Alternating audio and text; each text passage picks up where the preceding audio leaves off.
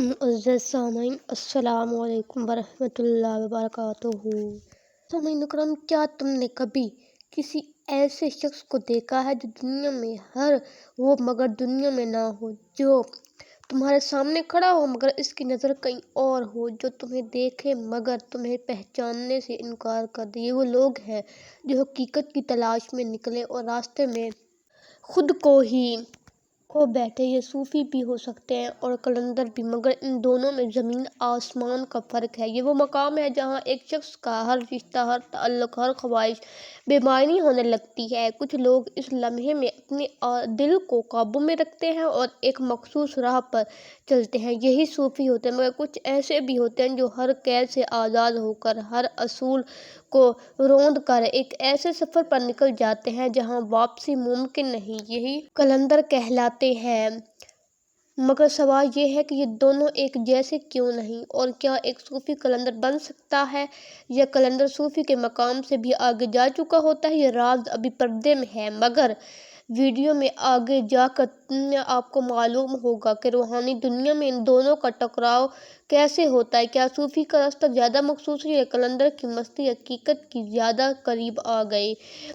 چل کر ہم دیکھیں گے کہ یہ دونوں راستے کہاں جا کر ملتے ہیں۔ شاید ملتے ہی نہیں۔ صوفی وہ ہوتا ہے جو دنیا میں رہتے ہوئے خود کو اس سے کاٹ لیتا ہے۔ اس کا دل اللہ کے ذکر میں دھڑکتا ہے، اس کی سانسیں ہر پل فنا کی طرف بڑھتی ہیں۔ وہ نہ دولت کا غلام ہوتا ہے نہ شہرت کا دیوانہ۔ اس کی پہچان، اس کا سکون، اس کی عاجزی اور اس کی خاموشی ہوتی ہے۔ وہ اپنے نفس سے جنگ لڑتا ہے، اپنے جذبات کو قابو میں رکھتا ہے اور اپنی خواہشات کو جلا کر خاک کر دیتا ہے۔ مگر کیا ہر صوفی کامل ہوتا ہے؟ نہیں، ہر صوفی ولی نہیں ہوتا، ہر ولی قلندر نہیں بن جاتا۔ یہی ایک اور حیران کن حقیقت آپ کو آگے جا کر معلوم ہوگی۔ صوفی ایک راستے پر چلنے والا مسافر ہوتا ہے۔ جب وہ راستہ اس کے لیے کافی نہیں رہتا، کچھ صوفی اپنی خاموشی چھوڑ کر نعرہ لگاتا ہے، کچھ اپنی عاجزی کو توڑ کر مست ہو جاتا ہے۔ یہی لمحہ ہے جب صوفی کے اندر ایک قلندر جنم لیتا ہے۔ مگر کیا ہر صوفی کو یہ مقام نصیب ہوتا ہے؟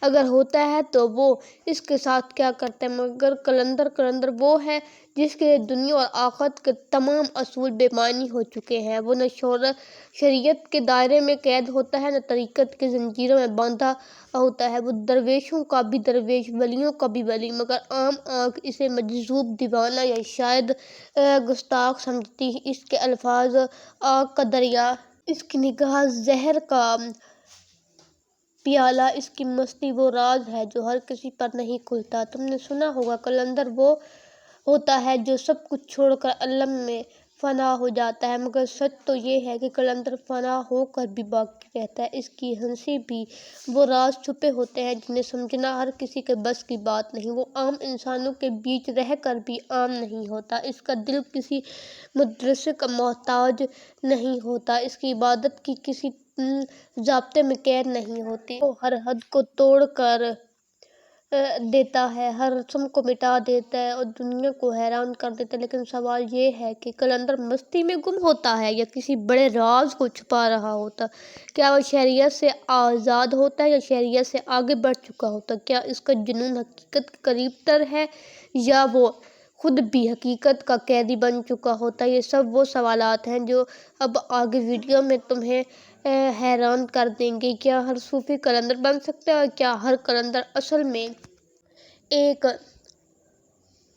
بھٹکا ہوا صوفی ہوتا ہے؟ یہ وہ راز ہے جو تمہیں تبھی سمجھ آئیں گے جب تم قلندر کی مستی اور صوفی کی ریاضت کے درمیان کا پردہ خود ہٹا کر دیکھو گے۔ مگر اس پردے کے پیچھے کیا ہے، یہ جاننے کے لیے تمہیں سفر جاری رکھنا ہوگا۔ اگر تم یہ سمجھتے ہو کہ قلندر کا مطلب صرف وہی ہے جو تم نے کسی کتاب میں پڑھا، کسی محفل میں سنا یا کسی خاص عقیدے کے تحت سمجھا، تو شاید تم ابھی اس دروازے پر ہی کھڑے ہو جہاں سے اصل راستہ شروع ہوتا ہے۔ قلندر وہ معمہ ہے جسے ہر کوئی اپنے زاویے سے دیکھتا ہے مگر مکمل طور پر سمجھ نہیں پاتا۔ کچھ لوگ اسے سرکش سمجھتے ہیں، کچھ اسے مست اور کچھ اسے ولیوں کا بھی ولی کہتے ہیں۔ مگر حقیقت یہ ہے کہ قلندر کسی ایک تعریف میں قید نہیں۔ کیا ہو سکتا ہے وہ نہ صرف خود آزاد ہوتا ہے بلکہ ہر اس سوچ سے بھی آزاد ہے جو اسے محدود کرنے کی کوشش کرے۔ اگر تم واقعی جاننا چاہتے ہو قلندر کون ہے تو تمہیں اپنی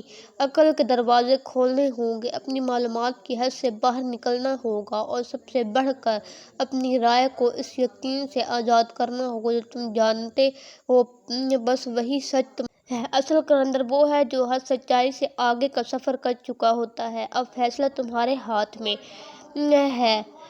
تم اپنی پرانی سوچ کے دائرے میں رہنا چاہتے ہو یا اس دروازے سے گزر کر آگے جانا چاہتے ہو جو شاید تم نے پہلے کبھی جھنجھوڑ سکتا ہے؟ کیا واقعی قلندر وہی ہے جو تم سمجھتے آئے ہو، یا یہ ایک ایسا راز جو صرف انہی پر کھلتا ہے جو خود کو مٹا کر نئی حقیقت میں قدم رکھتے ہیں؟ یہ بات ذہن نشین کر لو، قلندر صرف مستی میں ناچنے والا درویش نہیں، نہ ہی وہ کسی خاص لباس، کسی مخصوص سلسلے یا کسی کتابی تعریف میں قید ہے۔ وہ کسی صوفی خانقاہ کا پابند نہیں، نہ ہی کسی دربار کا دربان۔ وہ ہر جگہ ہوتا ہے مگر کسی جگہ کا نہیں ہوتا۔ وہ ہر شے سے آزاد ہوتا ہے مگر ہر شے میں بسا ہوا بھی ہوتا ہے۔ معزز سامعین، آج کا موضوع یہیں پہ ختم کرتے ہیں۔ انشاءاللہ تعالیٰ ملتے ہیں نیکسٹ موضوع میں، تب تک کے لیے اللہ نگہبان۔